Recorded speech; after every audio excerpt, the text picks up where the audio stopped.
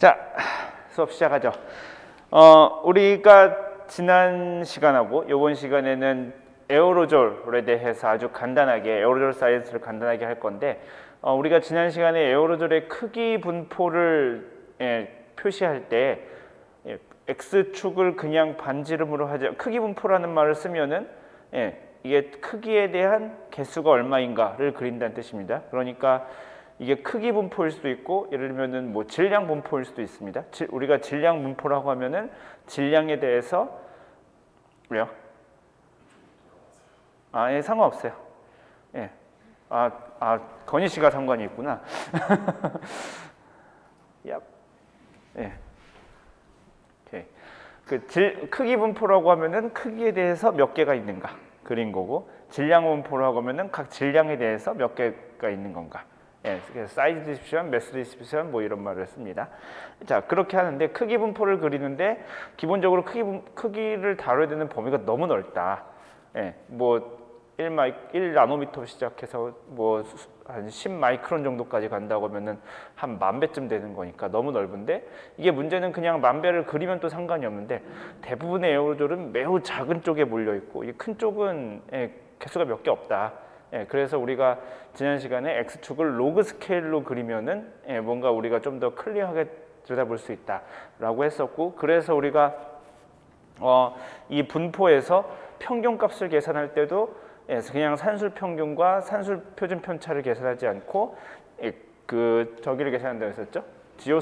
지오메트릭 기하 평균을 계산한다고 했었습니다. 그래서 지난 시간에 이 노트에 있을 거예요 아마. 그래서 지오메트릭 민이 어떻게 정의가 되냐면은 원래는 N1이 아니고 R1, R2, Rn으로 정의가 되는데, 그래갖고 양변의 로그를 취해 보면은 ln 묘지는 n분의 1 ln R1 더하기 ln R2 더하기 더하기 ln Rn이 되니까, 이래 놓고 나면은 원래 값에다가 로그를 취한 것들의 산술 평균에다가 익스포넨셜 하면은 요게 지금 우리가 원하는 기하 평균. 그래서 우리가 뭐 영어로 뭐 이렇게 이것저것 뭘 써놨었죠, 그죠? 로그 오브 지오메트릭 민이 뭐냐면은 어리스메틱 민 오브 로그 오브 베리어블스, 이렇게 이야기할 수 있습니다. 요거를 그래서 잘 기억해 두시라고 했었고, 그래서 시그마 g도 뭐 비슷하게 정의할 수 있었습니다. 시그마 g는 익스포넨셜 n분의 루트 시그마 ln ri 마이너스 ln 묘지의 제곱. ln을 취해서 ln을 취해가지고 걔네들의 스탠다드 데비에이션을 재는 거죠. 여기까지는. 그러니까 전체에다가 로그를 씌워가지고 스탠다드 데비에이션을 잰 다음에 거기다 이제 다시 익스포넨셜을 취하는 그런 방식입니다. 그래서 이걸 우리가 지오메트릭 스탠다드 데비에이션이라고 했었고, 얘는 지난 시간에 이야기했지만 스케일에 인디펜던트하다는 그런 좋은 특징을 가지고 있다고 이야기했습니다. 자, 이게 지난 시간에 우리가 이야기한 거고요. 자, 그래서 우리가 지난 시간에 마지막에 하나 더 했었죠. 우리가 어떤 확률 분포를 그래서 크기 분포를 나타낼 때 nr이 원래는 dn over dr, 그래서 그 구간에 들어가는 숫자를 그 구간의 크기로 나눠줘서 노멀라이즈 시키는 이런 개념이었었는데, x축이 아싸리 r축이 아니라 lnr축으로 해주는 건 어떠냐? 그래가지고 책에 있는 노테이션은 요걸 해가지고 d lnr분의 dn 요것도 한다고 했었었고, 그래서 뭐 얘와 얘 사이, 그래서 이런 게 주어지면은 얘와 얘 사이에 왔다 갔다 할 수 있는 겁니다. 그런 게 있어야 됩니다. 왔다 갔다 할 수 있어야 됩니다. 그러니까 예를 들면 이거를 주어지면은 이걸 구할 수 있고, 이게 주어지면 이걸 구할 수 있고, 이게 실제적으로 꽤 중요한 일이에요. 무슨 말이냐면은 어떤 누군가가 관측을 하겠죠. 사람들이 관측을 합니다. 그런데 예를 들면 어떤 사람은 이걸 데이터를 줄 수도 있어요. 데이터가 이 폼이라고 줄 수도 있어. 근데 그러면은 원한다면 이 폼으로 고칠 수 있어야 되는 거고, 어떤 사람은 이 폼으로 데이터를 줬다면 원한다면 이렇게 고칠 수 있어서, 그래서 자유롭게 양자를 왔다 갔다 하면서 고칠 수 있어야 서로 비교를 할 수 있겠죠. 그죠? 물론 한쪽이 다 해주면 좋고, 지난번에 했지만 그래서 이런 이유 때문에 에어로졸을 할 때는 이런 분포를 특히 많이 쓴다고는 했지만 안 쓴다는 이야기는 안 했습니다. 그래서 왔다 갔다 할 수 있어야 합니다. 자, 오늘은 이게 지난 시간까지 했던 이야기고, 오늘은 로그 노멀 디스트리뷰션이라는 것에 대해서 간단하게 이야기하고 넘어가겠습니다. 로그 노멀 디스트리뷰션.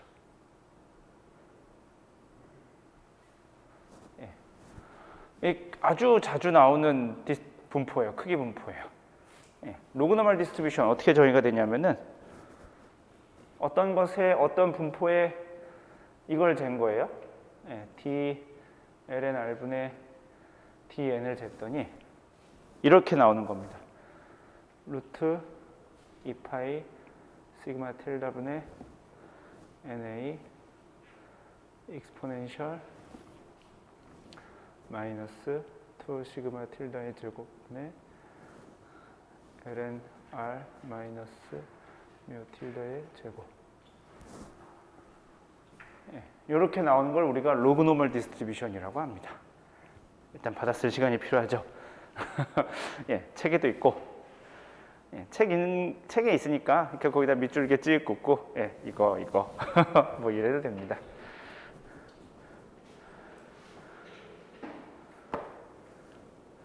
자, 여러분들 저기 때 노멀 디스트리뷰션은 배우셨죠? 고등학교 때부터 우리가 알고 있는 거죠. 정규 분포. 정규 분포가 어떻게 생겼었죠? 정규 분포가 어떻게 생겼었냐면 fx가 뭐 혹시 기억력이 좋은 사람은 루트 2파이 시그마 분의 1 익스포넨셜 마이너스 2 시그마 제곱분의 x 마이너스 m의 제곱으로 되어 있었다는 걸 혹시 기억할까요? 이게 정규 분포였습니다. 정규 분포가 이렇게 생겼어요. 그래서 이거 왜 그거 있잖아요. x에 대해서 그림 그리면은 이렇게 나오는 거. 요걸 우리가 정규 분포라고 그럽니다. normal distribution.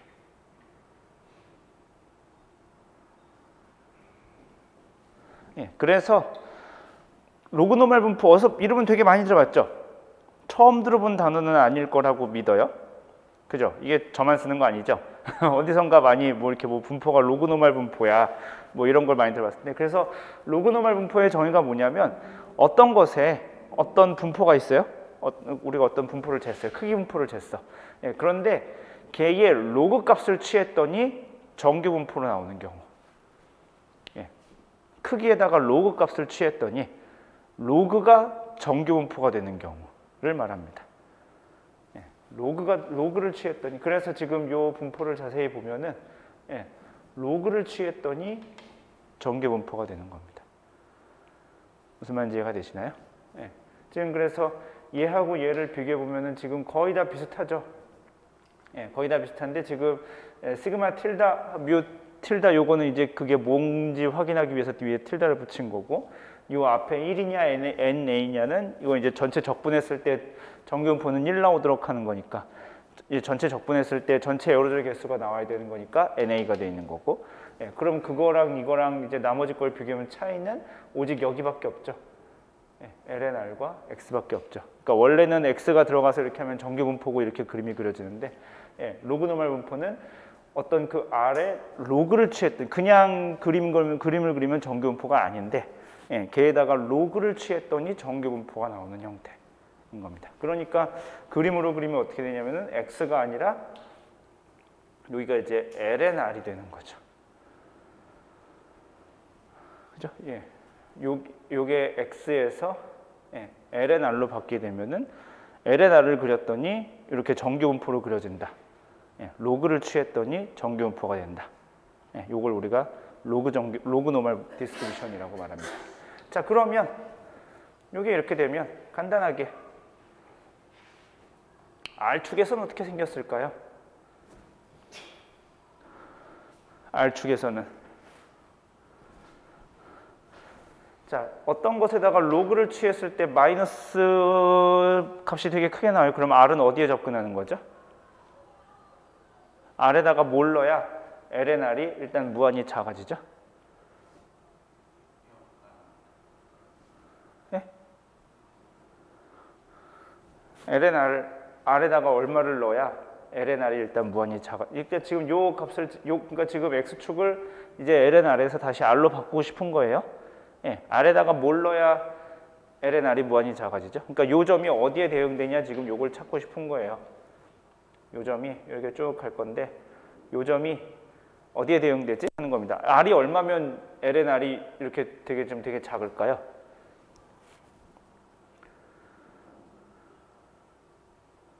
건이 그죠? 0에 가까워지는 거죠. 예, 0에 가까워지는 겁니다. 그러니까 요 무한히 먼 점이 어디에 해당하냐면은 R이 0에 한없이 가까이 가고 있는 곳에 해당이 됩니다. 예, 근데 얘는 R이 지금 뭐냐면 얘가 지금 0에 접근하죠. 그죠? 예, 그러니까 이걸 R축으로 바꾸면은 어떻게 되냐면은 0,0을 지나게 되는 상황이 되는 거죠. 엄밀히 말하면은 LNR이 저기니까 R이 0이 될 수 없겠지만 생각해보면은 반지름이 0인 입자는 당연히 없는 거니까 문제가 없습니다. 가상으로 이렇게 극한을 해보면 그렇게 될 겁니다. 자, 여기가 LNR이 그래서 0이 됐어요. 그럼 R이 얼마죠?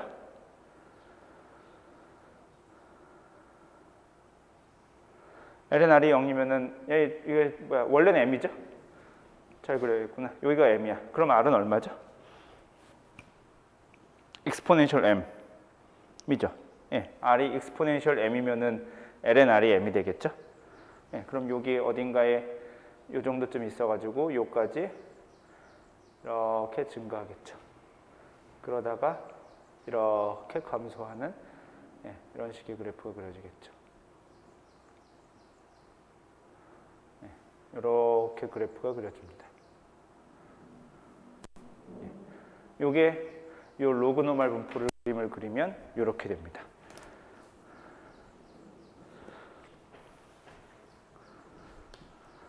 그래서 우리가 어떤 분포를 쟀는데, 우리가 어떤 것의 분포를 측정했는데 이렇게 나왔어. 그러면은 로그노멀 분포로 근사를 시도해 보면 됩니다. 자, 그냥 얘는 뭐 기상통계학 시간에 이런 거 근데 배우지 않나요? 안 배우나? 기상통계학 시간에 배우죠? 로그노멀 분포. 지금 한 얘기 제가 그대로 배웠죠? 배웠나? 네, 배웠을 겁니다. 기상통계학 시간에 아주 자주 단골로 등장하는 내용이에요. 확률 분포 이렇게 될 거고. 용어가 생각이 날지 안 날지도 모르는데, 자, 얘가 보면은 얘는 그래프가 가운데로 이렇게 딱 대칭이죠. 접으면 접히죠, 그죠? 근데 얘는 대칭이 아니죠. 이런 그래프가 지금 보면은 왼쪽 꼬리가 길까요? 오른쪽 꼬리가 기나요? 오른쪽 꼬리가 길죠, 그죠? 이게 오른쪽 테일이 비대칭적으로 긴 상황입니다. 여기에 비해서 이쪽 테일이 길어요. 그러면 이거 우리가 뭐라고 말하냐면은 이 그래프가 왼쪽으로 기울었다고 말합니다. 헷갈리면 안 돼요. 이게 얘를 어떻게 기울이면 이렇게 바뀔까 생각해 보세요. 그렇게 생각하면 좀 덜 헷갈릴 수 있거든요. 얘를 어떻게 하면 그래프가 얘는 지금 기울어지지 않은 거야. 얘는 안 기울어진 건데 얘를 어떻게 바꾸면 이렇게 될까 생각하면 얘를 이렇게 툭 치면 되지 않겠어요, 이쪽을? 그죠? 그래서 얘가 이렇게 왼쪽으로 얘를 왼쪽으로 기울이면 이런 모양이 나올 겁니다. 그래서 얘는 왼쪽으로 기울어진 그래프입니다.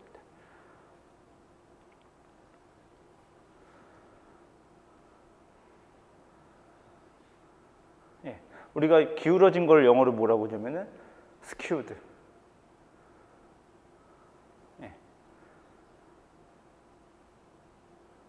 라고 말합니다. 그래서 이거는 skewed to the left 이야기합니다. 그래서 뭐 이렇게 그 기상통계학 시간에 배웠을 거라고 믿지만 뭐 스큐니스 뭐 이런 거 계산하고 뭐 그렇습니다. 이렇게 됩니다. 로그노멀 분포가 이렇고, 우리가 그래서 여기서 다시 출발해 보면은 요건 이런 아이디어입니다. 그러니까 x 좌표를 그냥 두지 않고 로그로 바꾸면은 우리가 무언가 여러 가지 괜찮은 성질들을 얻을 수 있다. 그럼 아싸리 x를 로그로 바꿔볼까? 했더니 에어로졸 크기 분포가 이렇게 정규 분포에 가까워지기도 한다더라. 그런 분포를 우리가 로그 노멀 분포라고 하고, 그래서 에어로졸 크기를 잴 때 이런 로그 노멀 분포를 많이 사용한다.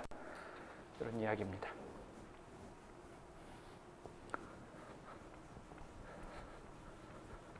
지금 이 펜이 딱 좋은데? 선명한데 잘 지워져. 자, 여기서 뮤 틸다는 얼마일까요? 자, 얘는 지금 뮤 틸다가 얼마? 여기선 지금 로그를 취했을 때 이게 지금 정규 분포잖아요. 그죠? 정규 분포의 평균이고 표준 편차에 해당하죠. 그죠? 근데 요 정규 분포에서의 평균이에요. 그죠? 정규 분포에서의 평균인데 지금 그래서 어떤 것의 평균이냐면은 x를 로그 축으로 바꿨을 때의 평균이죠. 그죠? x를 로그 축으로 바꿨을 때 평균이죠. 즉, arithmetic mean of log가 되는 거죠. 그죠? 영어로 하면 그렇게 되는 겁니다. arithmetic mean of log value가 되는 겁니다. 이 얘기 아까서 나왔었는데 여기 있죠. arithmetic mean of log. 그게 지금 뭐냐면은 LM뮤지죠. 기하 평균의 로그값. 그래서 얘는 기하 평균의 로그가 됩니다. 그러니까 우리가 다시 한번 헷갈리지 말아야 돼요. 우리가 어떤 데이터를 쫙 모았어요. 우리가 어떤 데이터를 모았는데 걔가 로그 정규 분포를 그려.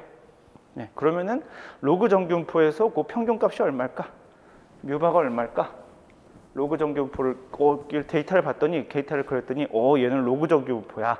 이런 거예요. 그러면은 걔의 평균은 얼마일까? 그 데이터의 기하 평균의 로그값인 겁니다. 무슨 말인지 이해가 되시나요?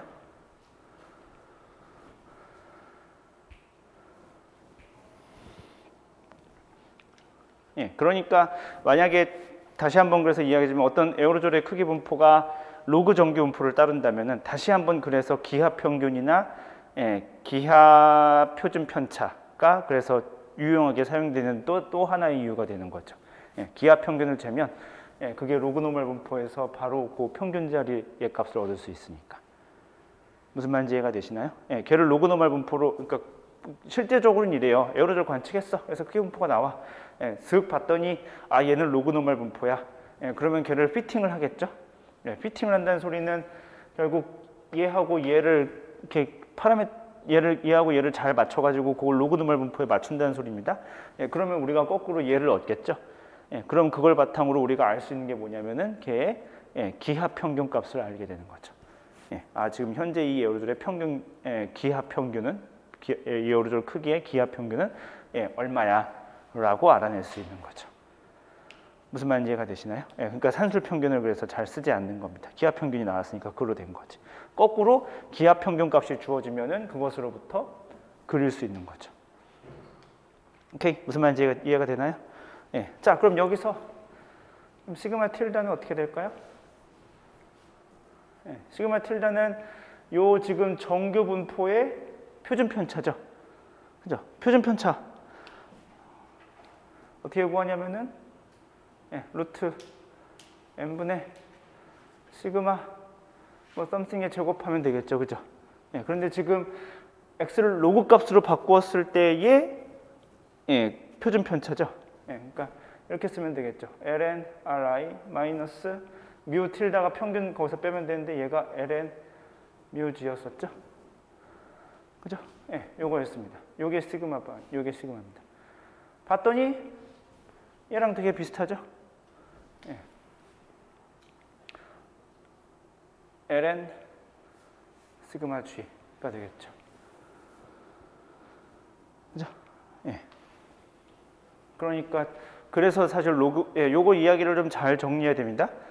어떤 데이터들이 있고 그 데이터가 주어지면은 사실 우리는 거기서 산술 평균을 계산할 수 있고 산술 표준 편차를 계산할 수 있고 식에 의해서. 그죠?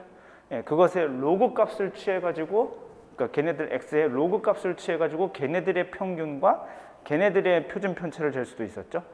그 뒤에 앞에 그 원래 그 값의 평균과 표준 편차가 산술 평균, 산술 표준 편차이고 걔네들의 로그를 취해서 얻은 평균과 물론 거기다 다시 익스포넨셜을 취해야 되지만, 그죠? 로그를 취해서 평균과 표준 편차를 계산한 다음에 거기다 익스포넨셜을 취한 거를 우리가 기하 평균, 기하 표준 편차, 우리가 이렇게 구할 수 있어요. 그런데 걔네가 만약에 로그 정규 분포를 따른다면, 로그 정규 분포를 따른다면 로그 정규 분포 안에 있는 요 두 개의 파라미터는 각각 기하 평균과 기하 표준 편차를 이용해서 구할 수 있다 라는 뜻입니다. 그래서 거꾸로 우리가 어떤 것을 로그 정규 분포로 피팅했을 때, 피팅하고 나서 요 두 값을 얻었다면 우리는 그것으로부터 얘의 기하 평균과 기하 표준 편차를 얻어낼 수 있다라는 뜻이기도 합니다.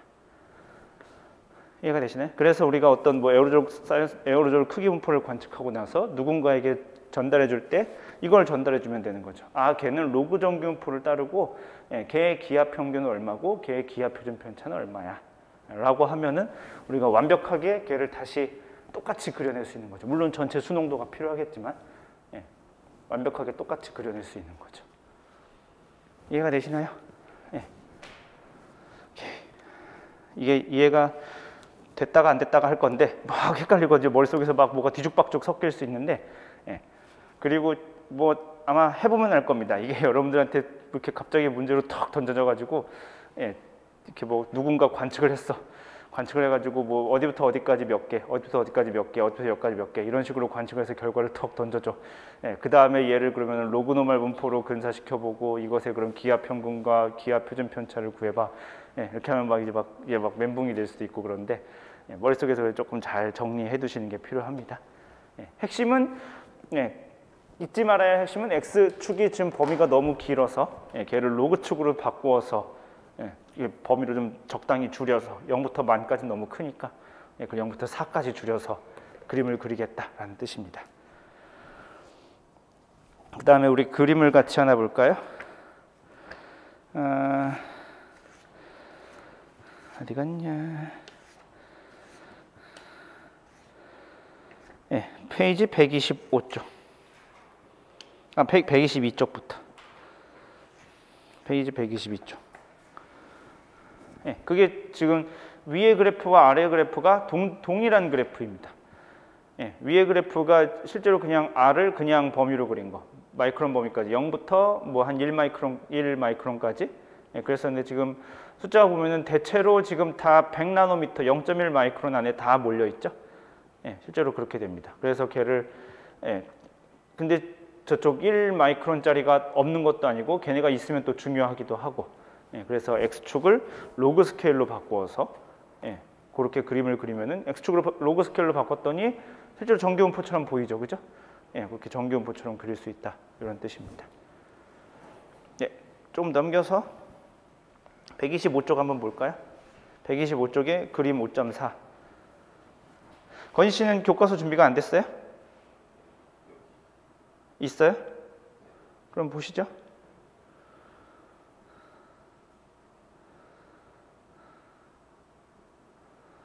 (125쪽) 그림 5.4 살펴보면은 그래서 에어로졸 실제로 관측을 해보면 그렇게 그 그림 A처럼 나오는 겁니다. 그림 A처럼 지금 Y축이 N2라고 써 있었죠? 그죠? 요렇게 써 있었죠? N의 2, 그 다음에 밑에 뭐 N, 그러니까 위첨자가 2가 써 있고, 아래쪽에, 아래 첨자로 대문자 N, 대문자 S, 그 다음에 밑에 대문자 V 이렇게 써 있는데, 위에 대문자 N, 그러니까 맨 위쪽 그래프의 대문자 N은 그게 넘버에 대한 그래프라는 소리입니다. 그러니까 쉽게 말해서 이걸 그린 거예요. dn 오버 dlnr을 그린 겁니다. dn 오버 dlnr을 위쪽에 그린 건데, 그랬더니 분포가 그렇게 보통 나와요. 봉우리가 여러 개가 있죠. 그리고 우리가 지난 시간에 요구했죠. 그걸 하나하나를 우리가 모드라고 부른다고 했었죠. 여러 개의 모드가 나옵니다. 보통 이렇게 나와요. 그 한 10나노 이상이 되면은 우리가 그걸 에이트킨 모드라고 부르고, 100나노 좀 넘는 것들은 이제 어큐뮬레이션 모드가 되고, 그거보다 이제 더 큰 마이크론 정도쯤의 스케일은 우리가 콜스 모드라고 부르는데, 그렇게 모드가 여러 개 나오는 걸 우리가 어떻게 할 수 있냐면은 각각을 로그 노멀 분포로 근사시켜서 걔의 합을 표현하면은 얼추 그게 비슷하게 떨어지는 겁니다. 사실 이래서 사람들이 생각하기를 에어로졸을 이래서 모드로 나눴을 때 유용하며 각각의 모드로 잘랐더니 각각의 모드들이 대충 로그노멀 분포가 돼 라는 소리는 걔네들 각 모드마다 소스가 조금 다르다는 뜻이기도 합니다. 걔네들별로 생산 과정이 있는 거야. 물론 이렇게 하나에서 다음으로 넘어가는 게 있긴 하겠지만 상대적으로 그런 것보다는 각각의 그 모드별로 무언가 생성과 그러니까 소스와 싱크 메커니즘이 좀 이렇게 독립되어 있는 거죠. 아이솔레이트되어 있는 경향이 있다. 이런 걸 우리가 사실 알아낼 수 있기도 합니다.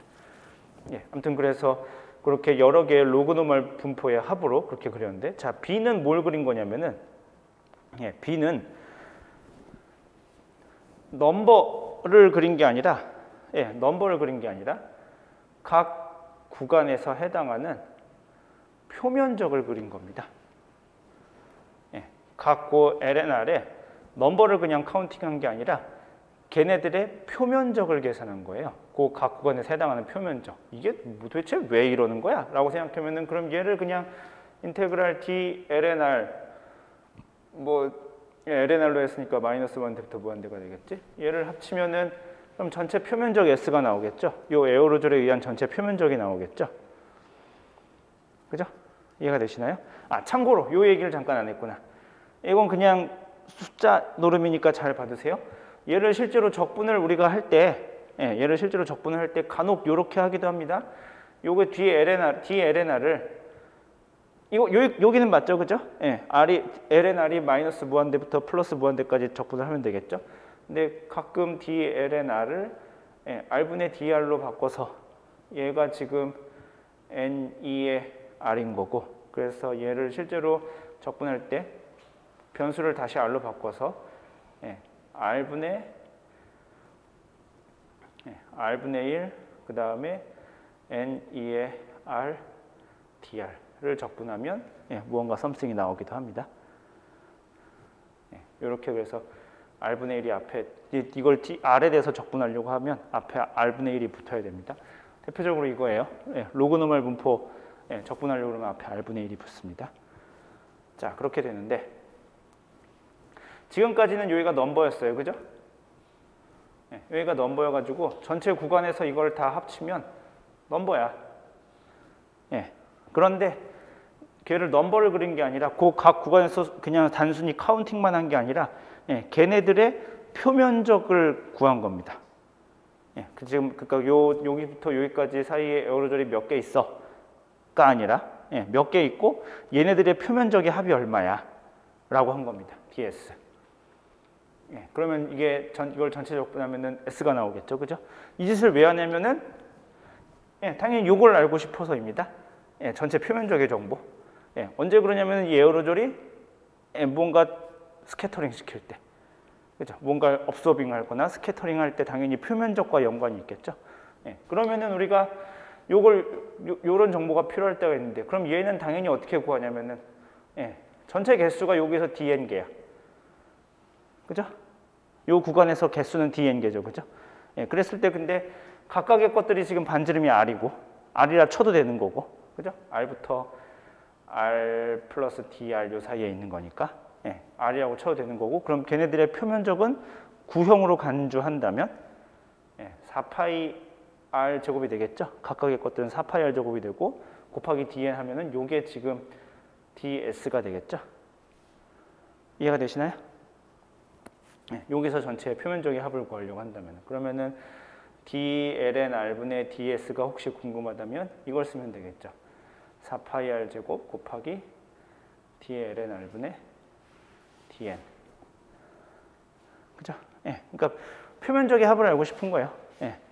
표면적을 알고 싶다면은 요 정보가 있을 때 거기다가 각각의 것에다가 4파이 r 제곱 곱하면은 표면적의 정보가 나오겠죠. 그죠? 이해가 되시나요? 뭐 아무렇지도 않은 이야기입니다. 마찬가지로 그럼 전체 볼륨을 알고 싶다. 전체 볼륨은 이제 매스랑 연관이 있겠죠. 저기다 밀도만 곱하면 이제 매스가 되는 거니까. 에어로졸 전체 매스를 알고 싶다. 그러면은 각각의 것들은 3분의 4 파이 r 세제곱의 볼륨을 가지고 있어. 구형이라고 가정하고 dn 오버 dln r이 되겠죠. 그죠? 자, 걔를 B하고 C에다가 그린 겁니다. B하고 C에다가 요 함수를 그린 게 아니라 요거를 그린 겁니다. 얘는 B는 요걸 그리고 C는 요거를 그린 거예요. 예. 자, 그러면 그래프가 똑같은 것에 대해서 그린 겁니다. 위에 똑같은 분포에 대해서 B하고 C를 그린 거예요. 모양이 극단적으로 달라지죠? 그죠? 예, 그 그래프 모양 한번 봅시다. 극단적으로 B하고 C하고 달라지죠? 그죠? 아까 분명히 A에서는 저 에이트킨 모드에서 숫자가 가장 도미넌트했었는데, 그러니까 얘네들의 대부분의 에어로졸은 에이트킨 모드예요. 그죠? 이 분포를 따르면은 한 대충 평균이 위에 보니까 한 20 마이크론 정도쯤 되네요. 20 나노미터쯤 되네요. 그죠? 예, 대충 반지름이 20 나노미터 정도쯤 되는. 예, 이거 실제로 에어로졸 중에서도 되게 파인한 스케일의 에어로졸인데 반지름이 20 나노미터면 지름이 40 나노미터니까 꽤 작은. 예, 백그라운드 에어로졸, 우리가 배경대기 에어로졸이라고 부르는 것보다도 훨씬 작은 에어로졸이네요. 그런데 예, 걔네들의 표면적에 대한 기여도를 봤더니 어디가 최대냐면은 10마이크론짜리 애들이 가장 크게 기여를 하죠. 이렇다는 소리는 숫자는 에어로졸이 많은데 에어로졸이 산란에 미치는 영향을 살펴보자 라고 한다면 그 숫자가 코딱지만큼도, 위쪽에서 보니까 숫자가 코딱지만큼도 안 되는 10마이크론짜리 에어로졸이 엄청 중요한 거죠. 무슨 말인지 이해가 되시나요? 예, 숫자는 되게 코딱지밖에 없는데 10마이크론짜리 에어로졸이 훨씬 중요한 거예요. 생각해보면 당연해요. 자, 그 지금 피크가 10마이크론인데 한쪽 저쪽 위쪽 숫자에서 피크는 0.01 마이크론 정도쯤이었었죠. 0.01 마이크론과 10 마이크론의 차이는 몇 배죠? 100배죠. 그죠? 거기 밑에 로그 스케일에서 한 칸마다 10배씩이니까 100배입니다. 표면적은 R의 제곱에 비례하죠. 그러니까 R이 100배가 늘어나면 표면적은 10,000배가 늘어나죠. 그죠? 예, 그러니까 그쪽에 숫자가 10,000분의 1만 되어도 예, 이쪽이 훨씬 더, 그러니까 이쪽하고 저쪽이 대등하게 되는 거죠. 숫자가 10,000분의 1만 있어도 이쪽 10나노짜리하고 10마이크론짜리하고 예, 표면적에 기여하는 정도는 갖게 되는 거죠. 무슨 말인지 이해가 되시나요, 이거? 예. 그러니까 이래서 에어로졸 사이언스가 힘든 겁니다. 머릿속으로 한번 생각을 해보면 예, 실제로 여기 지금 에어로졸 관측을 한다고 쳐봐요. 예, 여기 지금 요 에어로졸 관측을 하면 요 그림 A처럼 분포에 관측이 되는 겁니다. 거의 다 나노미터급이야. 예, 수십 나노미터급. 예, 그런데 개 중에 한 1000개 중에 한 개꼴로 듬성듬성 1000개 중에 한 개꼴이니까 감이 안 오죠. 여러분은 학생을 강당에다 모았다고 생각해 볼까요? 우리 학교 전체 학생이 몇 명인지 혹시 아세요? 종합대가 1년에 학생 몇 명 뽑는지 아세요? 대충? 몇 명 뽑을까요? 대충? 100명 뽑을 것 같아요? 1000명 뽑을 것 같아요? 10,000명 뽑을 것 같아요? 100명은 아닐 것 같죠, 그죠? 10,000명까지도 안 갈 것 같죠? 수천 명 정도쯤 돼요. 예, 수천 명 정도 뽑아요. 한 3, 4천 정도 뽑습니다. 그러면은 예, 뭐 대충 한 10,000명 정도쯤 되겠죠, 그죠? 예, 10,000명의 학생이 여기 모여 있어. 대체로 다 고만고만해. 10,000명이 버글버글하게 있다고 칩시다. 예, 뭐 도떼기 시장도 이런 시장이 없겠지. 거기에 근데 대충 듬성듬성하게 한 1,000명 중에 한 명꼴로니까 전체 시민생을 모았는데 이 신광 캠퍼스에 다 10,000명이 흩어져 있는데 그 중에 한 10명 정도가 뭐 키가 조금 크다고 칩시다. 예, 키가 조금 커. 예. 뭐 사실 별 눈에 띄지도 않잖아. 예, 걔네들을 카운팅할 때 무시하기 되게 십상이겠죠. 예, 그런데 걔네가 예, 에어로졸 사이언스의 결정적인 역할을 하는 거죠. 에어로졸의 일을 할 때에는 결정적인 역할을 하는 겁니다. 이게. 예, 실제로 사실 반지름이 100배 크니까 어마어마하게 크긴 한 거죠. 사람의 키로 치면은 2m짜리 200m가 되는 거니까 사실 눈에 안 띌 수는 없겠지. 예, 근데 어쨌든 이게 키가 200m면 그게 눈에 안 띄겠어? 그런데 어쨌든 신광 캠퍼스 전체를 통틀어서 걔네는 한 10명밖에 안 돼. 무시하고 싶은 생각이 들겠죠. 예, 그런데 걔네가 예, 지금 이 그래프를 보면은 예, 전체 에어로졸의 스캐터링 혹은 업솔빙 거의 대부분을 얘네가 하고 있는 겁니다. 나머지 것들은 앞에 그 대부분의 그 10나노급에 있었던 애들은 실제로 이 그래프를 보면은 무시해도 좋을 정도죠. 스캐터링 효과를 볼 때는 없어도 되잖아. 걔네 없어도 이 그래프 면적 그릴 때 아무런 지장이 없죠. 지금 B를 보니까. 예, 이렇게 되는 겁니다. 이게 그래서 에어로졸 사이언스가 힘든 이유죠. 아주 넓은 지역에 듬성듬성 흩어져 있는 몇 개 되지도 않는 그 녀석들이 어마어마하게 중요한 일을 하고 있는 겁니다. 밑에 볼륨으로 가면은 더하죠. 위에 그나마 그 표면적으로 할 때는 어큐뮬레이션 모드가 약간 뭐가 있긴 있었죠. 그죠? 그 한 1 마이크론쯤에 뭐가 있었잖아요. 그죠? 예, 그런데 예, 이쪽에 볼륨 혹은 매스로 가면은 예, 더 말할 것도 없죠. 그죠? 예, 그냥 전부 다 큰 애들이 다 차지해 버리고 맙니다. 예. 그래서 그 여러분들 그 저기 뭐야 PM 농도 같은 거 산출할 때 어떻게 산출하죠? PM 농도 단위 뭔지 아세요? PM10 농도가 뭐 50이야 80이야 이러면 뭐, 예, 뭐 나쁜 경보 나오고 막 이러잖아요. 예, 50, 80 단위 얼마게요? ppm 아니에요. 마이크로그램 퍼 큐빅미터. 예, 세제곱미터. 예, 세제곱미터당 에어로졸의 매스로 하거든요. 예, 근데 실제로 이렇게 매스로 해버리면은 예, 몇 개 안 되는 이 녀석들이 있고 없고가 예, 엄청 큰 거죠. 예, 나머지 짜잘한 놈들은 있으나 마나 한 게 돼버리지. 예, 그래서 사실 최근에는 이렇게 하는 게 맞는 건가? 라는 이제 저기를 하기도 합니다. 예, 이게 매스로 재는 게 맞는 건가? 근데 넘버로 재야 되는 거 아니야? 라고. 예. 근데 어쨌든 이렇게 매스로 재면 이러한 일이 벌어집니다. 이해가 되시나요? 무슨 말인지? 무슨 말인지 이해가 됐으면 좋겠고. 자, 그러면 우리가 여기서 예, 요 크기 분포가 정규 분포를 따른다고 로그 노멀 디스트리뷰션을 따른다고 칩시다. 근데 얘를 우리가 함수의 형태로 표현한다고 칩시다. 그러면 어떻게 되나요? 얘가 지금 이렇게 주어졌으니까 이렇게 되겠죠. 4파이 r 제곱 곱하기 루트 2파이분의 시그마 틸드 t 시그마 틸드는 요거 쓰면 되는 거고 한번 써볼까? 말 나온 김에 ln 시그마 g 분의 na 익스포넨셜 마이너스 2 ln 시그마 g의 제곱분의 ln r 마이너스 ln 시그마 g의 제곱 이렇게 되겠죠? 자, 얘는 정규분포인가요? 얘는 로그 노멀 디스트리뷰션인가요? 혹은 노멀 디스트리뷰션인가요?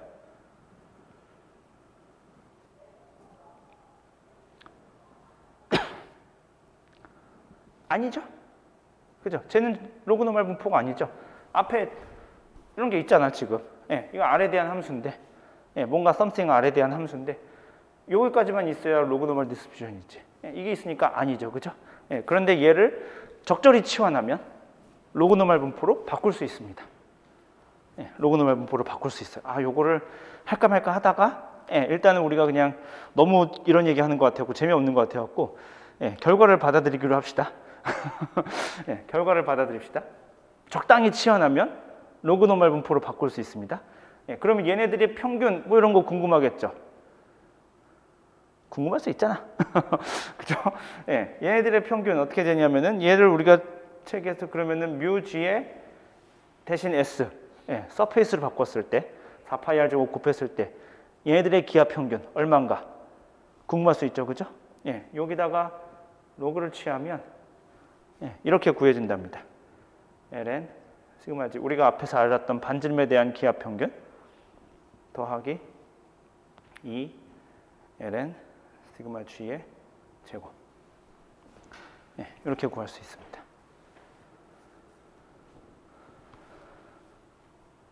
예, 요게 서페이스의 기하 요걸 앞에 4파이 r 제곱 곱했을 때의 개의 기하 평균입니다. 볼륨에 대한 것도 할 수 있습니다. 볼륨에 대한 거는 쓰면은 3분의 4 파이 r 세제곱 곱하기 이 덩어리들 이렇게 와서 곱하면은 그게 볼륨에 대한 디스트리뷰션이 되겠죠.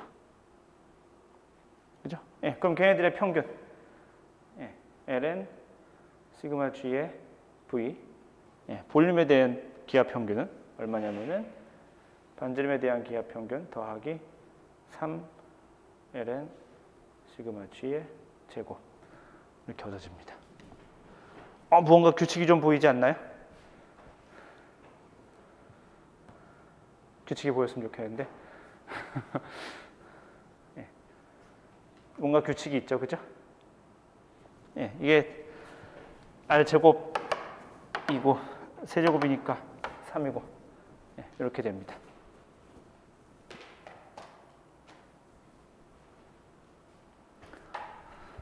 사실은 이게 끝이 아니죠? 시그마 G의 S도 중요하겠죠? 서페이스를 그려놨을 때의 개의 스탠다드 데비에이션은 얼마인가? 그죠? 얼마냐면 원래 스탠다드 데비에이션과 같습니다. 볼륨에 대한 스탠다드 데비에이션을 구해도 원래 스탠다드 데비에이션과 같습니다. 사실 숙제 내줄까 말까 고민했던 이야기입니다. 쟤를 유도를 해가지고 수업 시간에 할까? 아니면 숙제를 내줄까? 고민하다가 그 책에 보면은 나와 있는 이야기입니다. 책의 시계 5.12, 5.13, 5.14에 나와 있는 이야기입니다.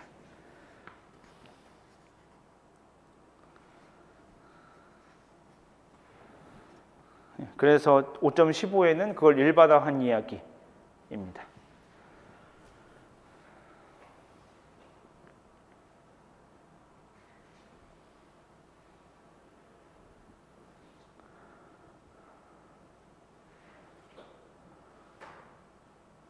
오케이.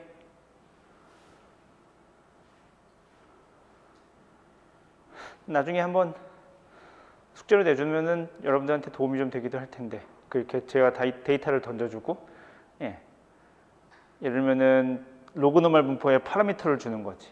파라미터에서 뮤 G가 얼마고 시그마 G가 얼마다. 그러면 이것을 가지고 그래프를 그려보시오 하는 게 첫 번째고, 두 번째는 제가 적당한 데이터를 던져주고 얘를 로그노멀 분포로 피팅한 다음에 시그마 G와 뮤 G를 구하시오. 그 어떤 게 주어지면 어떤 게 이렇게 던져놓으면은 그 여러분들 이렇게 피팅하는 거 이런 거는 어쨌든 각자의 툴 뭐가 됐든지 간에 무슨 툴이든 상관없는데 그런 거 하는 법은 어디선가 배우나요? 아니면은 각자 알아서 아름아름 하나요? 각자 알아서. 수업 시간에 사실 그런 걸 이렇게 좀 묶어서 가르쳐줘도 좋긴 할 텐데 못 써요 그러면은? 뭐 예를 들면은 진짜로 지금 상황처럼 이렇게 누군가가 관측을 했어요. 여러 줄 크기 분포를 관측을 했어. 자 던져줬어. 실제로 그 대충 그렸더니 대충 로그노멀 분포처럼 보이긴 해. 그러니까 x축에다 로그를 취했더니 얼추 정규분포 가까이 되는데 그럼 피팅을 시도하겠죠. 자 그래서 정확한 파라미터를 알고 싶어요. 어떤 프로그램 써요? NCL? NCL에서 로그노멀 분포가 피팅이 되나? 안 돼요. 감마 분포, 제가 알기로 감마 분포는 피팅이 되는데 로그노멀 분포는 안 될걸요?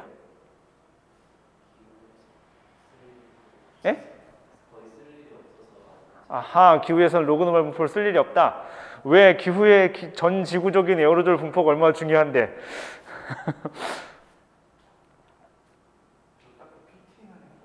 피팅을 시도해 본 적은 없어요? 그러니까 우리가 그런 거지. 보통 이렇게 그런 로 데이터라고 부르는 걸 잘 다루지 않는 거지, 사실은. 그러니까 우리가 실제로 만약에 우리가 관측을 해보고 무언가를 해본다면은 데이터를 가지고 그걸 실제로 피팅해 볼 일이 많을 텐데 거진 대부분 다 모델의 세계에 살고 있기 때문이지. 사실 이런 거를 조금 할 줄 아는 게 중요해요. 또 언제 중요하냐면 그런 게 있어요. 모델러들에게도 중요할 때가 있는데 그 모델에 그 처음에 이렇게 이니셜 퍼터베이션 넣어서 앙상블 런 같은 거는 해보죠. 그런 걸 본인이 직접 하나요? 아니면 그건 누군가 해서 돌린 걸로 가져오나요? 직접 해요? 이니셜 퍼터베이션 넣어서? 이니셜 퍼터베이션 보통 어떻게 넣어요? 랜덤 넘버를 발생시켜서 뭐 템퍼러처에다가 반영을 하겠죠? 뭐 플러스 마이너스 0.3 켈빈 뭐 요 정도가 보통 이른바 요즘 말로 국룰인데 0.3 켈빈을 플러스 마이너스 0.3 켈빈 할 때 어떤 분포를 따르게 하나요? 그냥 보통 균등 분포 유니폼 디스트리뷰션 하죠. 그죠? 포트란에서 0부터 1살까지 랜덤 넘버 발생시킨 다음에 곱하기 0.6하고 마이너스 0.3 하면은 플러스 마이너스 0.3 범위 나올 거 아니야. 보통 이런 식으로들 많이들 해요. 근데 생각해 보면은 조금 잘 하는 사람들은 어떻게 하냐면은 생각해 보면은 이게 퍼터베이션인데 퍼터베이션이 이게 0하고 0이 나올 확률하고 0.3이 나올 확률하고 이게 같으면 뭔가 이상하지 않아요? 아웃라이어가 생각보다 좀 덜 나오겠죠. 예, 웬만하면 맞을 확률이 높을 거고. 그래서 사실은 플러스 마이너스 0.3 정도쯤 되는 정규 분포를 그려서 예, 모델의 이니셜 퍼터베이션을 주는 경우가 사실은 조금 더 좋습니다. 그럼 또 생각을 해봐야 되겠지. 예, 내가 아는 포트라는 0부터 1까지 균등 분포밖에 안 나오는데 예, 그걸 어떻게 하면은 예, 노멀 디스트리뷰션이 나오게 할 것인가. 예, 노멀 디스트리뷰션이 나온다면은 로그 노멀 디스트리뷰션이 못 나올 이유가 없겠죠. 예, 그죠? 예, 그리고 우리가 원하는 임의의 분포가 나오게 할 수도 있겠죠. 어떻게 하면 그렇게 나오게 할 수 있을 것인가. 예, 사실 이런 것들을 아름아름 어디선가 하는데 약간 그래서 뭐라고 해야 되지? 장단점이 있어요. 이걸 본인이 삽질해서 아름아름 해내면 잘 기억해. 예, 누가 가르쳐주는 것보다는 좀 더 잘 기억하는 것 같아. 예, 문제는 거기까지 가는데 이게 엔간한 삽질이 필요해요. 예, 계속 잘 못하기도 하고 예, 영원히 잘 못하기도 하고 예, 그런 문제가 발생을 해요. 그래서 사실 어느 쪽이 좋다고 말을 하기가 조금 어렵긴 한데 예, 알았으면 좋겠습니다. 어쨌든지 간에. 예, 우리 요 정도쯤의 사이언스는 그래도 우리 예, 대학원을 졸업하는데 예, 학위를 가지고 졸업을 하는 상황이라면은 제 생각에는 예, 요 정도쯤의 테크닉은 대기과학자라면은 알아야 되는 거 아닌가? 라는 생각을 합니다. 사실 늦진 않았어요. 그래서 한번 그렇게 예, 이렇게 어떤 값들이 주어지면 그걸 이렇게 어떤 피팅해 보기. 요즘은 제가 여러 가지 써봤거든요. 이런 거 피팅하는데 저도 이런저런 도구들 많이 써봤습니다. 여러분들은 잘 모르실 수도 있는데 메이플이란 도구도 있습니다. 수학 계산하는 데 쓰는 도구인데요. 저는 그걸 학부 1학년, 2학년 때 배웠어요. 학부 1학년, 2학년 처음 들어왔더니 학교에서 메이플이라는 걸 가르쳐 주더라고요. 매스메티카랑 비슷한 거예요. 매스메티카 혹은 매트랩 이런 거랑 비슷한 건데 3대장이거든요. 메이플, 매스메티카, 매트랩. 사실 조금씩 다른데 그래서 저는 메이플을 배웠었고 그걸로 이렇게 피팅하는 기능이 있어서 써먹었던 기억이 있고 또 이런 통계 프로그램을 학부에서 사실 좀 가르쳐줬습니다. 제가 다닐 때 학부 시절에는 수학 시간에 이런 걸 했었어요. 데이터 주고 피팅하기. 저는 오리진이라는 프로그램을 즐겨 썼었고 그래서 사실 제가 박사학위 논문을 적을 때 그 피팅이 엄청 중요했던 연구 결과가 하나 있었거든요. 피팅을 되게 잘 했어야 되는. 그게 그 논문의 생명이었다. 그래서 오리진이란 프로그램 가지고 이렇게 막 몇 날 며칠 고생했던 기억이 있는데 최근에는 파이썬을 무척 잘합니다. 이런 거. 그래서 뭐가 됐든지 간에 사실 한 번쯤은 해보는 게 도움이 될 것 같아요. 언젠가 제가 갑자기 이렇게 급 땡기면 여러분들 데이터를 한번 던져주고 로그 노멀 분포로 근사해서 뮤즈와 시그마 G를 한번 구해보시지요. 혹은 그 전 단계로 뮤즈와 시그마 G를 주고 분포를 그려보시지요. 이런 일들을 아마 시켜보게 될 가능성이 있습니다. 그래야 이게 지금 배운 게 뭔 소리인지 알지? 안 그러면 그냥 이게 다 그냥 재미없는 문자의 향연이잖아. 이게 뭔 소리야? 이게 되는 거지. 실제로 데이터를 가지고 핸들해봐야 이게 그때 그 소리였어. 이렇게 되는 거거든요. 책을 조금 더 볼까요? 책의 127쪽 그림 5.5. 그거 이제 실제로 관측한 거랍니다. 첫 줄 A가 어디서 관측했다더라? 바이오매스 버닝. 바이오매스 버닝을 뭐라고 해야 될까? 소똥 이런 거 태우는 건데. 실제로 그걸 아프리카 지역에서는 아직도 그런 식으로 해서 연료를 굉장히 많이 써요. 바이오매스 버닝. 그래서 그렇게 해서 나오는 에어로졸이 현재 지금 그림 5.5 맨 윗줄에 A의 고 하나, 둘, 세 개입니다. 맨 왼쪽이 아까 했던 DN 오버 DLNR인데 DN 오버 DLNR, 그러니까 넘버에 대한 거. 중간 그림이 DS 오버 DLNR. 맨 오른쪽 그림이 DV 오버 DLNR을 그린 겁니다. 여기는 확연하게 큰 에어로졸이 좀 많죠, 그죠? 반지름이 100마이크론급 정도쯤 되는 에어로졸이 메이저하고 그래서 그거를 서페이스나 볼륨으로 갖다 대면은 더욱더 그게 뚜렷하게 드러나는 현상이 있습니다. 그 실선 하나만 놓고 보면은 옆에 에이트킨 모드 정도쯤 되는 것 같은데 그거 다 개무시되는 상황이죠. 그리고 생각해보면 거기 실선에 보면은 드라이 피리어드하고 웻 피리어드 보면 드라이 피리어드가 훨씬 더 많죠? 예, 당연하겠죠? 예, 웻 피리어드가 되면은 걔네가 이제 없어지는 그 스케이븐징 효과가 되고, 그 오늘 좀 이따 하게 될 겁니다. 스케이븐징 효과에 대해서 없어지고 그런 이야기를 할 겁니다. 그 밑에 있는 B 그래프는 오션에서 측정한 거랍니다. 오션에서 측정했더니 한 10 마이크론 정도쯤 되는 에어로졸이 숫자로서는 제일 많죠. 한 20 마이크론 정도쯤 되는 에이트킨 모드일 것 같고, 그 바로 옆에 인접해가지고 어큐뮬레이션 모드가 숫자로서는 그 두 개가 메이저한데, 서페이스에 대한 기여도를 보면은 당연히 압도적으로 더 많고, 볼륨에 대한 걸로 그려보면은 뭐 생각할 여지도 없이 오른쪽이 훨씬 더 많습니다. 이게 전형적으로 관측되는 이렇게 에어로졸이 관측이 되는 겁니다. 그래서 왼쪽에 그 그래프들 넘버에 대한 것만 보면은 누가 봐도 얘는 지금 꼭 그렇지 않겠지만 그 로그 노멀 분포의 합으로 왠지 근사시킬 수 있을 것 같죠. X축이 지금 전부 다 로그니까 각각의 것들이 두 개의 정규 분포의 합 정도 하면은 대충 얼추 그렇게 될 것 같아라는 게 보이시지 않으시나요? 그렇죠. 그죠? 대충 보면은 얘가 지금 두 개의 정규 분포의 합으로 왠지 표현할 수 있을 것 같아라는 느낌이 듭니다. 실제로 그렇게 사용합니다. 뭐 나중에 가서 알 수도 있는 건데 그런 거예요.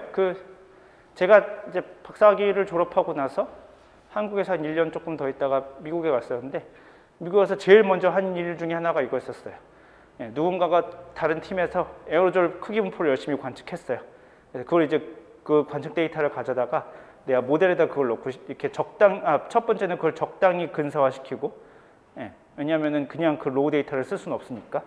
그래서 걔를 적당히 이렇게 피팅을 하고, 그 피팅한 파라미터를 가지고 모델에다 집어넣어 가지고 그걸 이제 시뮬레이션 하는 그걸 했었습니다. 그래서 그걸 가지고 이게 그러면은 로그 노멀 분포 두 개의 합인가? 그럼 어디가 피크지? 뭐 이래 가면서 두 개의 합으로 이렇게 표현하고, 그래서 그거를 근사시킨 다음에 모델에다 집어넣고 뭐 이런 일을 가자마자 했었던 기억이 있습니다. 구름 물리라서 그럴 수도 있습니다. 기후를 하면은 이럴 일이 없을 수 있죠. 한 장 넘어서 128쪽에 5.6도 마찬가지로 관측해서 얻은 결과를 보여주는 겁니다. 맨 위가 넘버 dn 오버 dlnr, 중간 그래프가 ds 오버 dlnr, 맨 마지막 그래프가 dv 오버 dlnr. 사실 그리고 여기는 a, b, c는 다 서로 다른 곳에서 관측한 결과입니다. 이렇게 보자는 겁니다. 에어로졸 사이언스에서 보통 관측 결과가 이렇게 나와라는 소리고, 자, 지우고 뒤에는 약간 문과스러운 이야기들이 주로 나와요. 그래서 편한 마음으로 보시면 되겠습니다.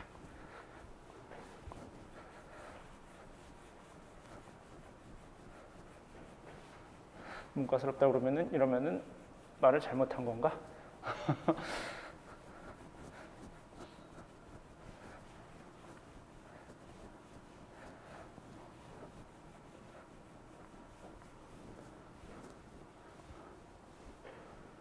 자, 에어로졸의 소스 앤 싱크입니다. 에어로졸이 어디서 오는가? 소스. 그다음 뭐였을까? 싱크.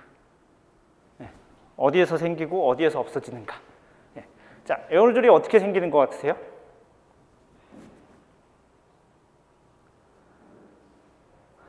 에어로졸 어디서 생길까요?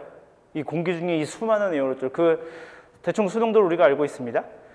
제곱 센티미터당 한 1000개 정도쯤 됩니다. 대충 뭐 심할 때는 뭐 10,000개, 100,000개 올라가기도 하고. 자, 이 수많은 에어로졸은 다 어디서 왔을까요?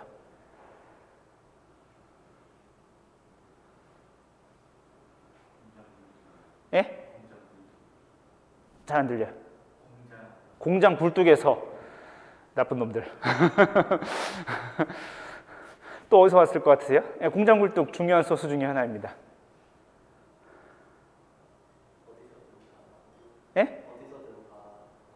그러니까 그 어디서든이 어디냐고.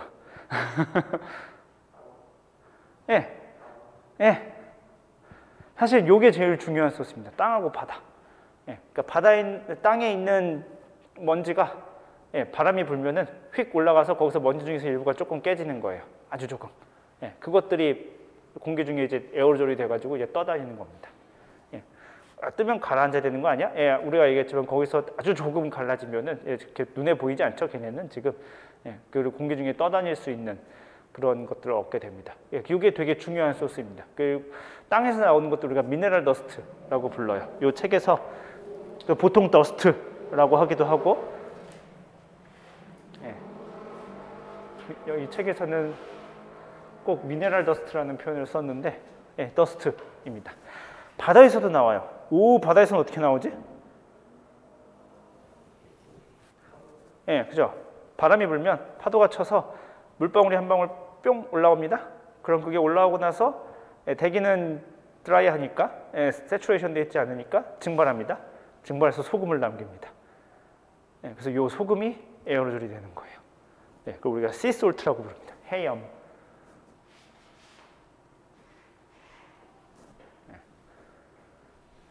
얘네는 생각해보면은 공기 중에 나오자마자 에어로졸이죠. 그죠? 그래서 처음부터 에어로졸로 나오는 녀석들을 우리가 프라이머리 파티클이라고 부릅니다.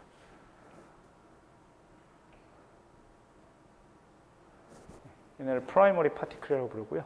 실제로 에어로졸 소스에서 얘네 둘이 가장 중요한 역할을 합니다. 그러니까 인간의 역할은 인간이 많이 만들어내긴 하는데 아직 그 정도는 아닙니다. 그에 반해 얘네는 처음부터 나오자마자 에어로졸인데 대기 중에서 에어로졸이 만들어지는 경우도 있습니다. 가스들이 뭉쳐서 에어로졸이 되는 거예요. 대표적으로 뭐가 있냐면은 설페이트 계열들이 그렇습니다.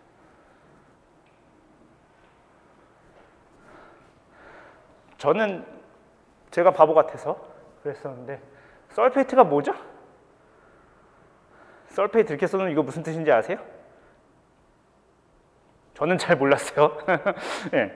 저는 이게 사실 학부 수준의 화학인데, 저는 설페이트 그러면 잘 몰랐습니다.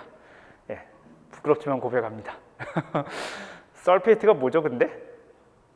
황산, 황산염, 정확히 말하면 황산염을 뜻합니다. 그러니까 그 황이 포함된, 황산이 포함된 염기, 그러니까 뭐 SO2 계열들이 들어간.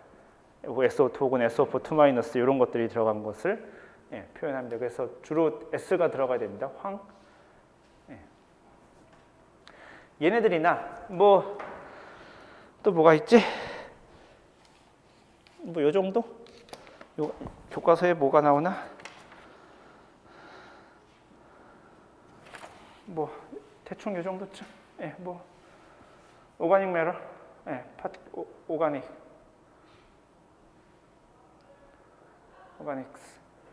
얘는 이제 지난번에 얘기했지만 탄소 계열인데, 그 오가닉 계열이라고 하니까 뭐 H가 붙어 있다든지, O가 붙어 있다든지, N이 붙어 있다든지, 이런 것들 오가닉 매러들이고, 그 다음에 블랙 카본 것들이 있었고, 얘네들은 공기 중에 나오자마자 에어로졸이 아닌 경우가 많아요. 특히 얘네 둘은 나와서 지네들이 화학 반응을 하다가 화학 반응을 하면서 점점 커져가지고 어느 순간 액체나 고체상이 되는 겁니다. 얘네들 그래서 뭐라고 부르냐면은, 얘는 좀 애매하다. 얘는 좀 그렇고, 얘네들은 세컨더리.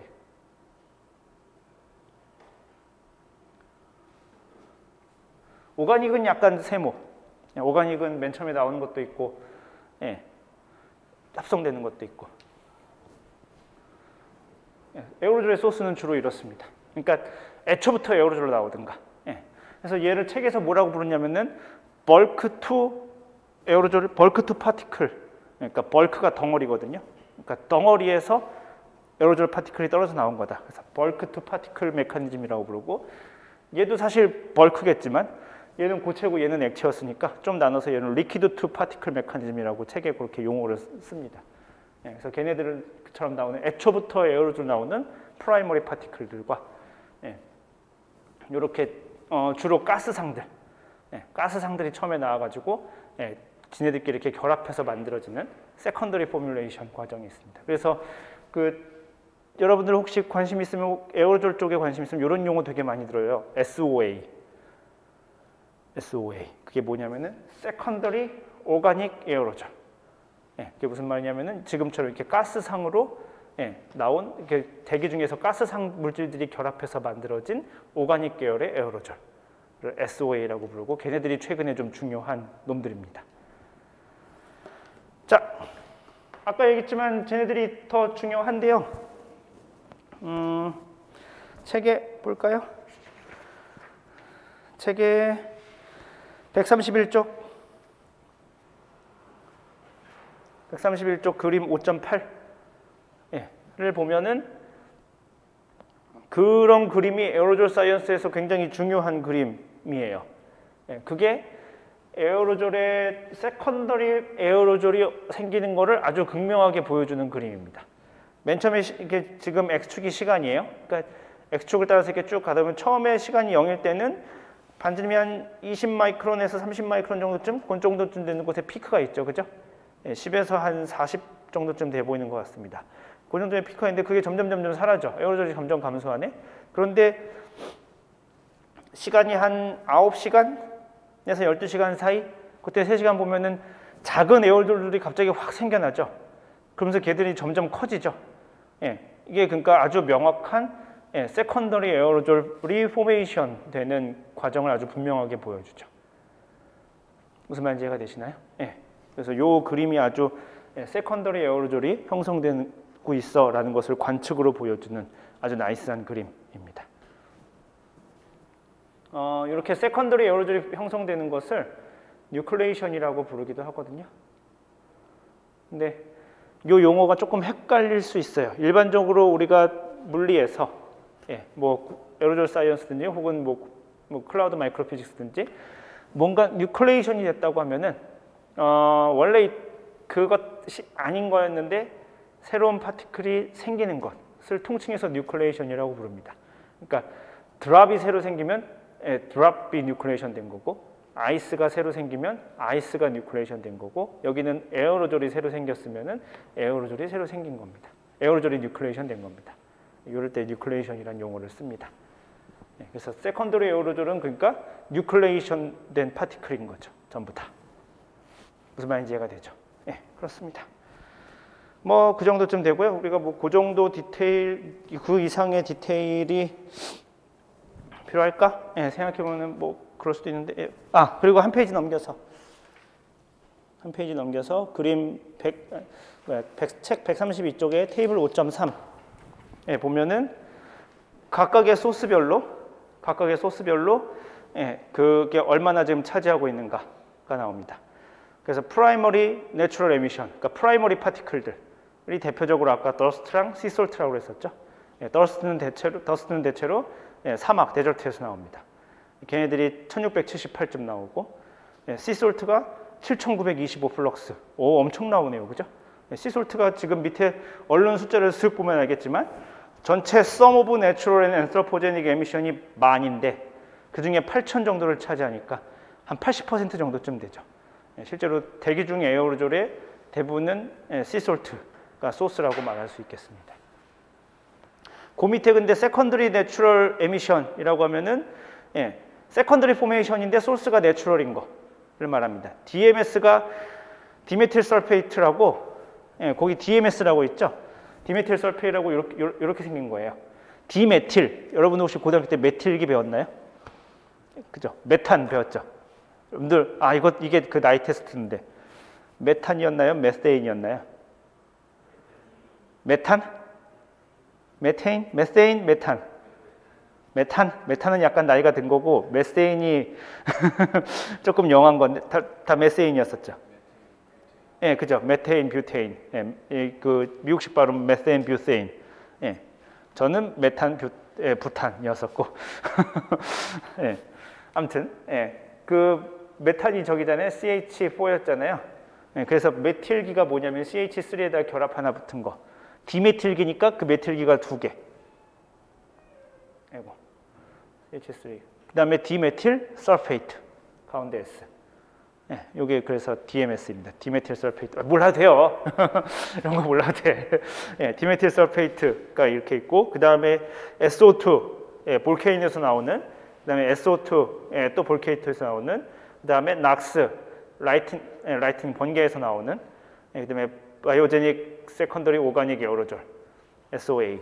그런 것들이 지금 소스로 있고, 세컨더리 에어로졸은 그러니까 생각을 해보면, 세컨더리 에어로졸은 소스가 뭐죠? 세컨더리 에어로졸의 소스는 뭐죠? 가스죠, 가스. 그죠? 프라이머리 에어로졸들은 아까 했지만 뭐 물, 바다에서 나오는 거나 뭐 대기 중에 뭐 저기 뭐 사막에 있는 모래나 이런 것들이고, 예, 그 세컨더리 에어로졸의 소스는 무엇이냐라고 말한다면은 가스상들이죠. 그러니까 그래서 거기 그 세컨더리 내추럴 에미션 그 있는 적어 놓은 물질들은 가스상 물질들입니다. 예. 그래서 토탈 에미션이 그 정도쯤 되고 내추럴 에미션이 그 다음에 프라이머리 엔트로포제닉 에미션. 예, 그래서 POM이라고 해가지고 그거는 파티큘레이트 오가닉 매러 예, 약자입니다. 그러니까 오가닉 매러인데 파티큘레이트 된 거. 예. 인공적으로 방출하는. 그래서 파슬 퓨엘이 될 수도 있고 소스가 될 수도 있고 바이오 퓨엘 혹은 뭐 와일드 파이어 산불. 그다음에 BC 블랙 카본. 그다음에 세컨더리하게 나오는 것들. 그러니까 사람이 인류가 SO2나 낙스를 방출해서 생기는 에어로졸들. 숫자가 꽤 많죠? 생각보다 많죠? 예, 337, 167이면은 위에 내추럴 소스, 프라이머리 내추럴 소스 빼고는 그게 제일 많죠, 그죠? 예, 그 정도쯤에 실제로 활동을 하고, 예, 근데 얘네들은 적입니다. 그 불확실성이 굉장히 큽니다. 요걸 제가 요 표를 어떻게 얻었는지 정확하게 기억이 안 나는데 아마 제 기억이 맞으면 저깁니다. 그 에어로졸 전구 모델, 그러니까 관측 결과가 아니라 에어로졸 전구 모델 한 20개쯤 돌려갖고 평균 낸 걸 겁니다. 예, 그러니까 불확실성이 굉장히 큰 값이긴 하지만 이 정도로 받아들일 수 있습니다. 전구 분포는 옆에 133쪽에 있는 그림인데요. 흑백이죠.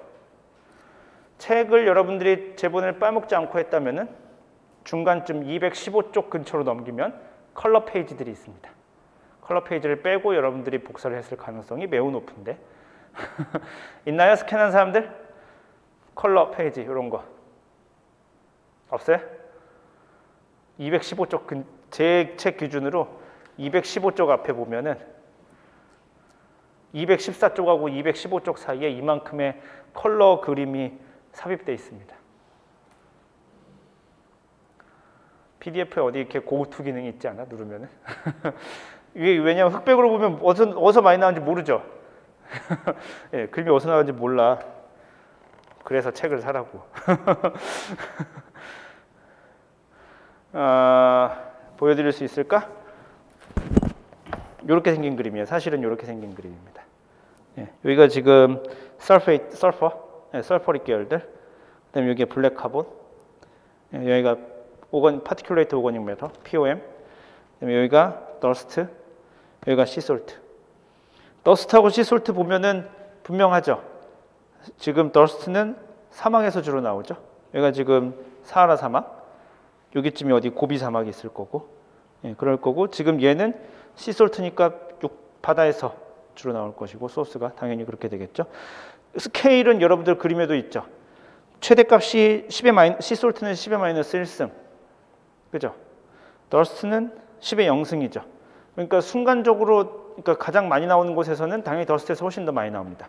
근데 면적이 지금 바다가 훨씬 넓다 보니까 예, 그래서 바다에서 많이 나오고 바다 중에서도 특별히 어디가 많이 나오냐면은 바람이 많이 부는 지역에서 나오겠죠, 그죠? 예, 바람이 안 부는 지역은 당연히 파도도 안 칠 거고 그러면은 상대로 덜 나올 거 아니에요. 바람이 많이 부는 데서 나올 거고 그게 북반구 남반구의 스톰 트랙이랑 연관이 있을 겁니다. 예, 그래서 스톰 트랙을 따라서 에어로졸 그 색깔이 진합니다.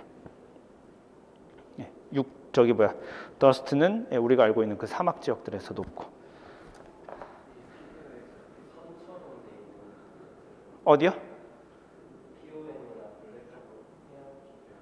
예, POM에 그렇죠. 중요한 발견했어요. 블랙 카본하고 POM 보면은 바다에 선처럼 돼 있는 거 있죠. 이거 뭐게요? 예, 그렇죠. 이게 그 유명한 쉽트랙입니다. 쉽트랙, 바다 그 배가 지나가는 트랙, 배가 선박이 발생시키는 에어로졸. 예, 좋은 질문이에요. 예, 쉽트랙이라고 부르고요. 이 쉽트랙에서 나오는 에어로졸이 사실 어마어마하게 중요합니다. 연구의 가치도 되게 높고요. 일단은 쉽트랙에서 얘네가 쉽트랙을 보면은 에어로졸이 나오는데 에어로졸을 방출했더니 뭔가 구름이 생기는 것 같죠, 그죠? 예, 실제로 영상을 관측해 보면은 그 라인을 따라서 이렇게 구름 생기는 경우가 되게 많아요. 오, 에어로졸이 구름을 만드네. 예, 뭐 이런 효과도 만들어낼 수 있고 이런 효과에 따라서 이렇게 막 연구하고 그래서 한 10년 전쯤에 굉장히 유행했던 연구였습니다. POM은 주로 인구 밀도하고 대충 비례하는 것 같죠? 야, 여러분들이 그림을 잘 안 보이겠군요. 사하라 사막 거기에 있는 거 색깔 거의 없는 거는 바다 색깔하고 거의 마찬가지고요. 예, 주로 중국, 한국 이런 동아시아 예, 그런 지역에 많습니다. 그 다음에 오가닉 매터라고 했기 때문에 아까 그 바이오매스 버닝에서 나오는 에어로졸도 전부 다 오가닉 매터거든요. 그래서 그 어디야 그 아프리카에 그렇게 높은 이유입니다. 예, 아프리카나 어디 저쪽 그 아마존 지역에 가면 굉장히 많습니다. 바이오매스 버닝 에어로졸이. 설포릭 계열은 거의 인간의 자동차 이런 데서 주로 소스가 자동차나 공장이나 이런 곳에서 소스이기 때문에 이건 진짜로 인구 그 경제 활동하고 굉장히 비슷합니다. 맨 위에 있는 설퍼 그림 보면은 색깔 진한 데가 어디냐면은 설퍼 색깔 진한 데가 그 흑백으로 보면은 저기구나. 색깔 진한 데가 그 사하라 사막 그게 오히려 반대색이고요. 색깔 진한 데가 중국, 한국 그쪽 그다음에 그 위에는 유럽 그다음에 북미의 동부 해안 지역 여기가 높은 경향을 나타냅니다. 에어로졸 소스가 이렇습니다. 자, 뭐 이런 게 있고요. 그 다음에 뭐 거기 뭐 약간 화학식 같은 이야기가 있는데 건너뛰기로 하고. 그냥 요거는 그냥 재미삼아 알아두면 되는데 시간이 거의 다 끝나서 재미삼아 할 시간이 없나? 가스가 모여서 에어로졸이 되려면은 그 여러분들 그 우리가 배웠죠. 그 증기압을 포화 증기압을 넘어서야 되죠. 포화 증기압만큼 밑에 있으면 우리가 지난 시간에 이야기했죠. 그 CC 이퀘이션 하면서 이야기했었죠. 포화 증기압보다 밑에 있으면 가스상으로 남아 있어야 되잖아요. 그러면은 가스에서 파티클이 형성된다는 소리는 그럼 가스가 그렇게 포화 증기압보다 많은 거네? 라고 생각할 수 있죠. 실제로 그럴까요? 실제로 그렇게 가스가 포화 증기압을 넘어설 만큼 많은 일이 자주 일어날까요? 실제로는 그렇지 않아요. 근데 어떻게 되냐면은 각각의 가스들은 포화 증기압보다 낮은데 두 개를 합치면 포화 증기압보다 넘어서는 거예요.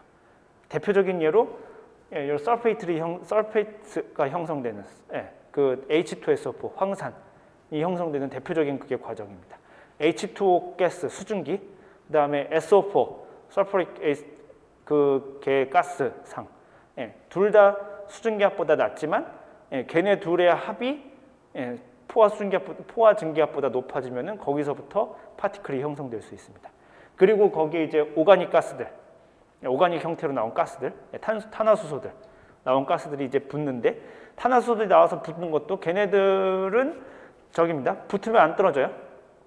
그 휘발성이 낮아가지고 붙으면 안 떨어집니다.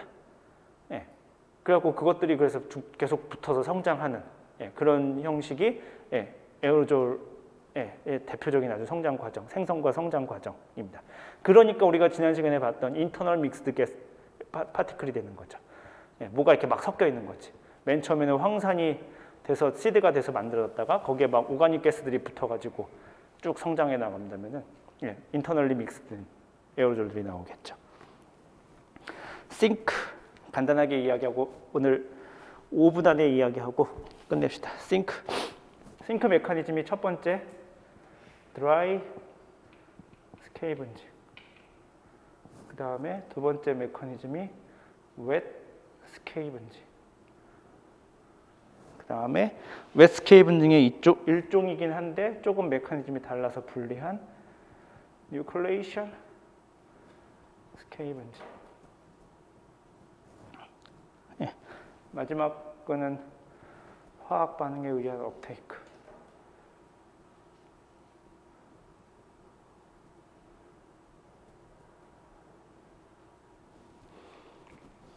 인데요. 드라이 데포지션이 뭐냐면은 에어로졸이 이렇게 잘 돌아다니다가 땅에 붙는 겁니다. 예, 땅에 붙는 거예요. 드라이한 상태에서 스케이브닝이 씻겨 내려간다는데, 예, 건조한 상태에서 땅에 붙는 겁니다. 누가 제일 잘 붙을까요? 여기 있는 애들은 일단 붙기 힘들겠죠. 땅에 근처에 있는 녀석들이어야 되겠죠. 땅에 근처에 있어야 될 겁니다. 작은 게 유리할까요? 큰 게 유리할까요? 큰 게 왜 유리할까요? 일단 떨어지니까, 그죠? 예, 크면 클수록 유리합니다. 그런데 작으면 작을수록 유리하기도 합니다. 왜냐하면은 작으면 작을수록 얘네들이 요 산 안에서 랜덤 모션을 하거든요. 그걸 우리가 브라우니안 모션이라고 하죠. 그 찻잔 위에 이렇게 걔네들이 막 이렇게 왔다 갔다 하는 거. 예, 무려 아인슈타인이 그걸 가지고 노벨상을 받았습니다. 예, 아인슈타인은 특수상대성 이론으로 노벨상을 받지 않았어요. 브라우니안 모션을 가지고 노벨상을 받았는데, 예, 그걸 계산한 랜덤 워크 이야기입니다. 그러니까 작으면 작을수록 얘네가 더 랜덤하게 움직이거든요. 그러니까 땅 근처에서. 예, 그래서 작으면 작을수록 유리하고 크면 클수록 유리합니다. 그리고 어디선가 이렇게 그래프가 이렇게 그려진다는 소리겠죠. 예, 어디선가 최소값이 나타나겠죠. 어디서 최소가 나타나면 최소가 어디서 나타나냐면은 어큐뮬레이트 모드에서 보통 최소가 나타납니다. 어큐뮬레이션 모드에서. 자, 웨스케이 분징. 웨스케이 분징은 말 그대로 비가, 예, 쓸고 가는 겁니다. 비가 이렇게 쓸고 가는 거예요. 자, 얘네들은 어디서 최대가 일어나고 얘네들은 에어로졸이 크면 클수록 좋을까요? 작으면 작을수록 좋을까요? 빗방울이 이렇게 내려오는데 이 빗방울이 큰 에어로졸하고 잘 붙을까요? 작은 에어로졸하고 잘 붙을까요?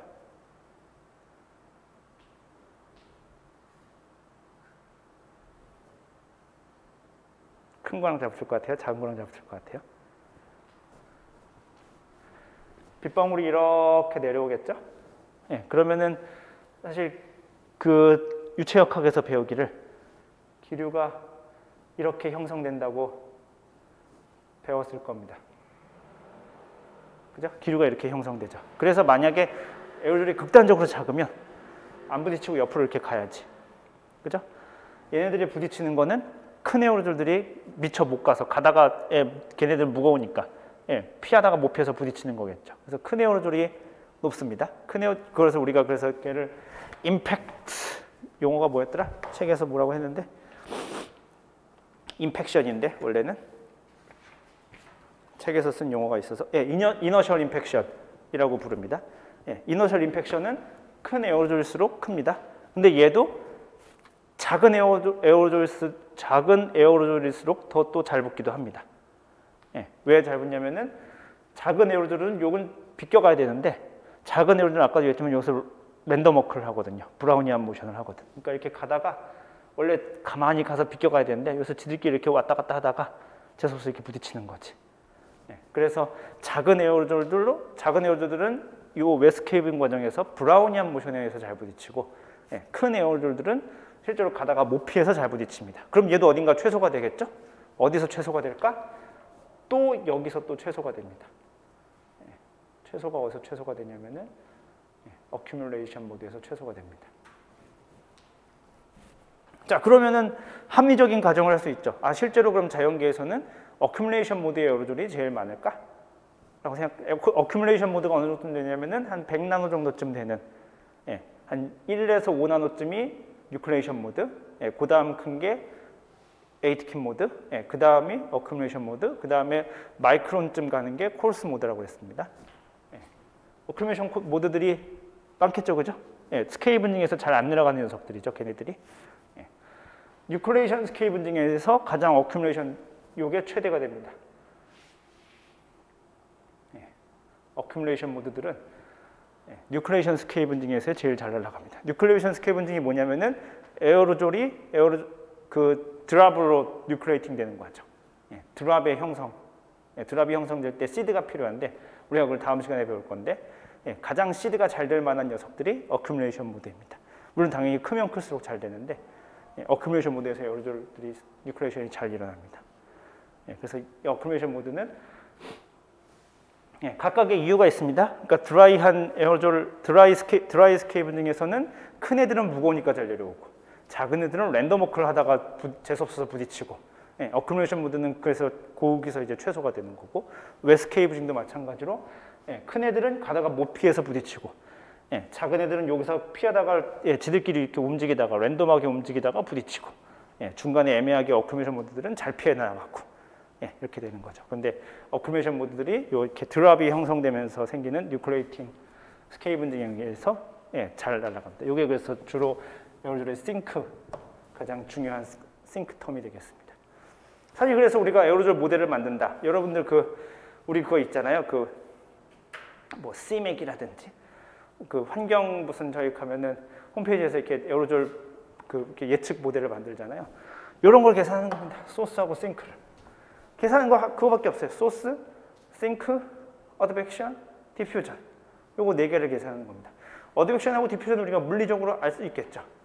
그 다음에 싱크도 생각하면은 우리가 물리적으로 엔간히 우리가 사실 이해하고 있습니다. 문제는 소스죠. 어디서 나온지 아까 얘기했던 공장 소스 우리 잘 모릅니다. 자동차 소스 잘 모르고요. 미네랄 더스트하고 시솔트도 우리가 지구적 전지구적인 평균적인 관점에서 우리가 얼추 이해하고 있을지 모르지만 그날 어디에서 얼마큼 나올 건가 이런 거 잘 모르는 상황입니다.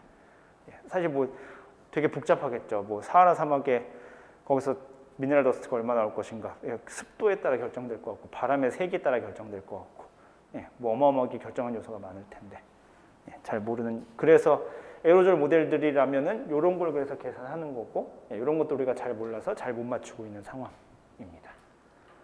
이해가 되시나요? 이게 그래서 에어로졸 다이나믹스에 대해서 아주 간단하게 맛배기 정도 본 거고요. 사실 요거보다 조금 더 복잡한 이야기를 하려면은 한 학기 수업을 만들어야 되는 것 같고, 그래서 우리가 구름 물리 진짜 그래서 이제 구름에서 일어나는 미세 물리 과정 진짜 최종 다음 주부터 시작할 거고요. 그래서 그거에 앞서서 우리가 에어로졸 물방울의 시드가 되는 에어로졸에 대해서 살펴봤습니다. 수업 듣는 수고하셨습니다. 우리 다음 시간에 보죠.